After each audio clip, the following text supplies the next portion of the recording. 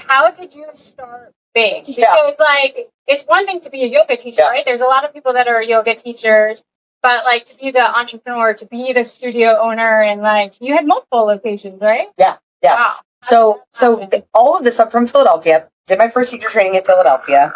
My husband is from Houston. My boyfriend at the time, he asked me to move down back to Houston with him. And I was like, well, I was having a tough time. I was like, I could use a fresh start. So we moved back down. He moved back down here. I moved here for the first time. And the thing that was missing for me was that the community was one of the biggest things that had changed my life. It's the studio that I practiced at, did my teacher training at in Philadelphia. And it wasn't here. So I spent a lot of time being kind of miserable about that and being kind of like a dick to me, as we all do.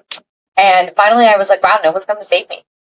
And the beautiful thing about that point in my life, and it was just hidden, kind of nestled inside of, I had like all this self-blame, all this negative self-talk for dropping out of school, not knowing enough, not doing enough, blah, blah, blah. But it's that I just felt like I really didn't have anything to lose. Wow. Like I was 20, when we ended up opening big, I was 27.